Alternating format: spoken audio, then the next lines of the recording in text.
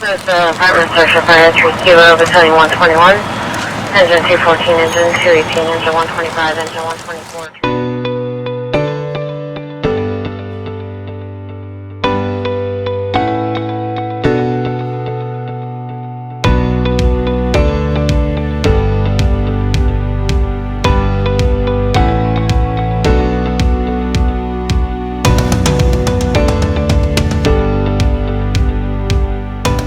So we're out here, Station 5 of the Vista Fire Department. We're here with Engineer Jim Sawyer.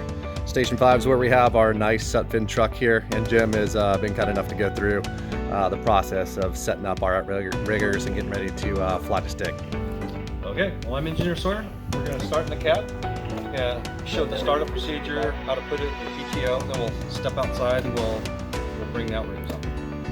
Over here on the left side of the steering wheel, on the dash, we have the ignition control. So we push the ignition all the way down. I call it stepping on the red, but there's a red light. Push it all the way down. Wait for the gauges to set themselves. Okay, now we can start the rig. So right next to the ignition is the starter switch. So we're going to start it up. Okay. The next step in the procedure is over here on the dash is the PTO slash ladder jack. We engage that, light turns green. After this point, we're ready to go outside and extend the outriggers and operate the ladder. Okay, at this point, my partner on the other side takes 2 people to do this. We start right here at the ladder control panel, open it up. We have an array of buttons. We're going to start off by extending extending the side outriggers. So I'm going to give my signal to my partner over here, which is this. He confirms that back over here on the pan with the left and right outrigger. And I'm going to. I'm sorry. Repeat that for me one more time. On the panel here, we start on the very left side, and these are the left and right outriggers. And if you notice, there's a retract and there's an extend button. We're going to hit extend on both of those. Okay, here we go. Okay,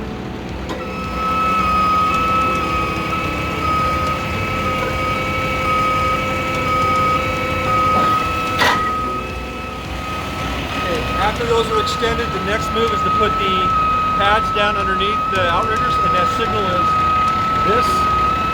My partner confirms.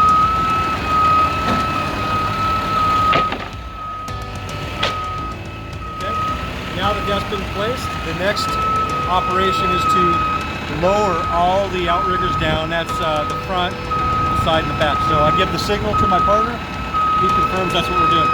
Okay, so on the panel, what we're going to do, we started, if you remember, on the very left. We continue going towards the right. So we have left rigger, right rigger, up and down. So we're going to start by bringing them both down. And we're going to lift the front end up, lift the tire on the front of the truck up about 1 inch off the ground. That's our goal.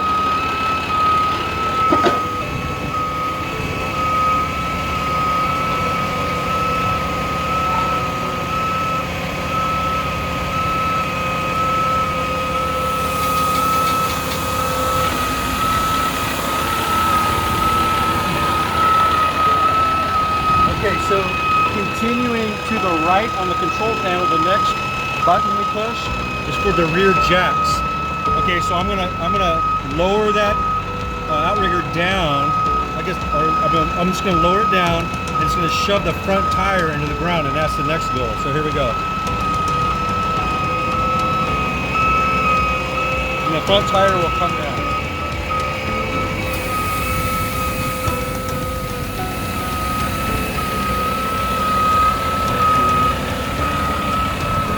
Okay, the last part of the outriggers is the front stabilizers, or front jacks, I guess it's called. So continuing to the right, the next are the front cab jacks. So you push down on that, and you'll see the front tires shake.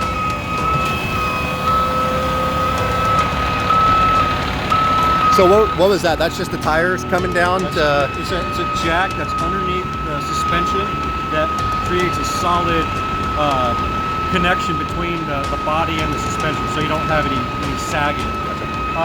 The next move after this now is setting the pins. So there's a signal that we give to each other, and we give a signal. Okay. Just show me a single one more time. Okay. Okay. So what we do here, we have to be concerned about where this jack extends all the way up, and I can feel the top of this jack right through this hole.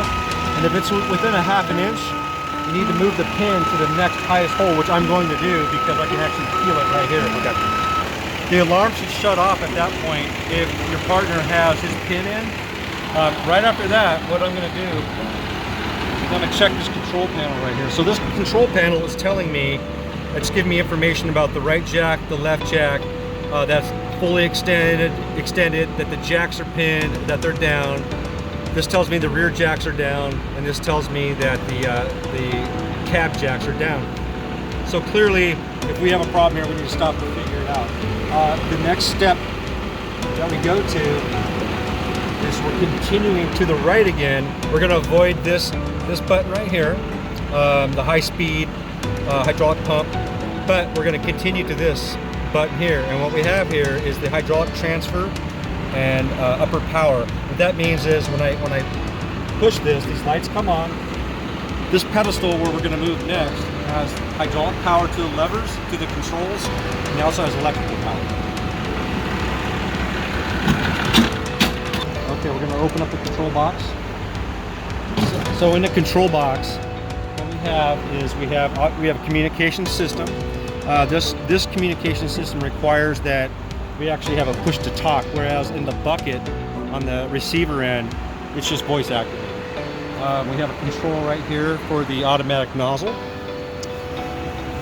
Over here, we have a diagram of the truck and certain trouble indicators, or the tower alignment signal, which is a real important one. That's right here. We also have bucket control power, which essentially all these controls I can transfer to the firefighters in the bucket. Okay, gotcha. By doing that. And the rest of it's pretty self-explanatory for lights. Okay, so right now, after hitting the power control from down below, we have power to the pedestal right now, and you can move the ladder, correct? Absolutely, yeah. We have full control now, unless we turn it over to the firefighters in the bucket. Okay. Down here, there's a switch on the ground here. This switch right here is it'll give you it'll raise the RPMs, and the purpose is back your foot up real quick. Okay, so just the foot pedal down there. The foot pedal, and it'll raise the RPMs and allow you to do 2 operations at once at a higher speed. Also note though, if you're in pump, it won't activate. So if you're trying to figure out what's wrong, that's what's wrong there in pump. Okay. Anything else? Cool.